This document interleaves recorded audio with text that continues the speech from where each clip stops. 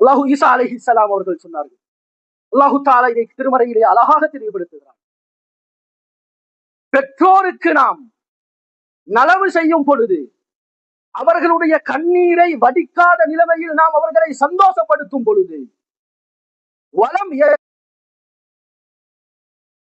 அல்லாஹ் ஒரு பொழுதும் எங்களை மூதேவிகளாக மாற்ற மாட்டான், உள்ளம் கடினமானவர்களாக மாற்ற மாட்டான், பாக்கியமற்றவர்களாகவும் மாற்ற மாட்டான், பாக்கியம் உடையவர்களாக மாற்றுவான். இதற்கு கீழால் தஃசீருடைய கலை வல்லுநர்கள் சொல்வார்கள், உங்களுக்கு ஏதாவது ஒரு சான்சஸ் தேவையா? நீங்க எக்ஸாம்ல பாஸ் ஆகணுமா, அல்லது உங்களுக்கு வெற்றிகரமான வாழ்க்கை உண்டாகணுமா, அல்லது உங்களுக்கு ஒரு நல்ல ஒரு தொழில் உண்டாகணுமா, அல்லது உங்களுக்கு ஒரு நல்ல ஒரு மனைவி உண்டாகணுமா, உங்களுக்கு சாலிஹான நல்ல குழந்தைகள் உண்டாகணுமா, பெற்றோரை நீங்கள் மறந்துவிட வேண்டாம். பெற்றோர்களுக்கு நலவு செய்யும் பொழுது சகோதரர்களே, நிச்சயமாக அல்லாஹ் எங்களோட வாழ்க்கையில பல நலவுகள் அல்லாஹு தஆலா உண்டாக்குறார். ஒரு செல்வந்தர் சொல்கிறார், மிகப்பெரிய கஷ்டத்துல சிரமத்துல வாழ்ந்தேன், பண ரீதியாக அல்ல. ஒரு 10 கென்கனர் சைனா நாட்டுக்கு போய் சாமான்களை இறக்குமதி செய்து நாட்டுக்கு வந்து கஸ்டமர்ஸ்ல அது அப்படியே இறுகி போயிருக்கிறது.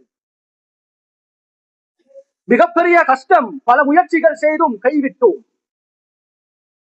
ஆனால் ஒரு செய்தி கிடைத்தது, பெற்றோர்களுக்கு நாம் நலவு செய்யும் பொழுது நிச்சயமாக எங்களுடைய வாழ்க்கையில் தௌஃபீக், பல நலவுகள், பல சான்சஸ்கள் கிடைக்கும் என்று செய்தி கிடைத்தது.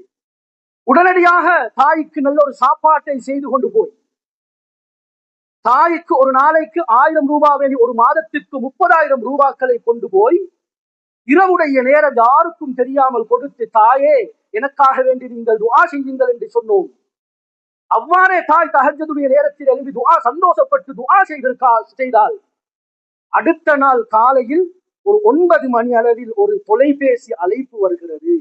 உடனடியாக நீங்கள் வந்து கஸ்டமர்ஸ்ல இருக்கக்கூடிய இந்த 10 கென்டனர்களையும் அவசரமாக எடுத்துக்கொண்டு சென்று விடுங்கள், இடம் கிடையாது என்று சொல்லி உடனடியாக போய் எடுத்து அவற்றை விற்பனை செய்து நல்ல பல லாபங்களை அடைந்தோம் என்று அந்த செல்வந்தர் சொல்கிறார். கண்ணியமானவர்களே, என்ன சொல்ல வருகிறார்?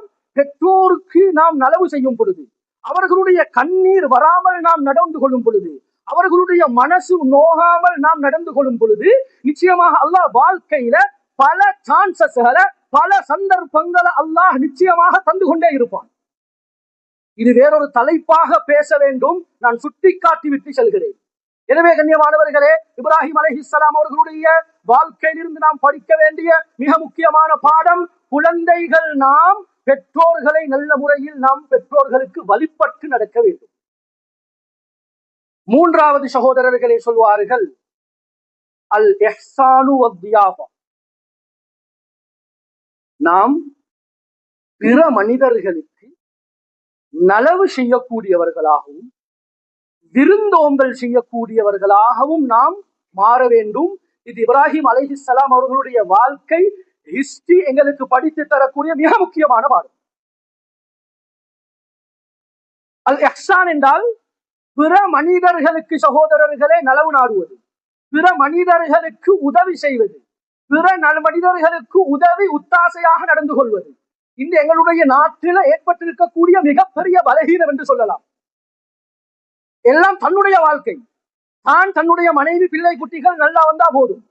பிற மக்களுக்கு உதவி ஒரு காலத்தில் இருந்தது, இன்று முழுமையாக சகோதரர்களே இல்லாமல் போயிருக்கிறது.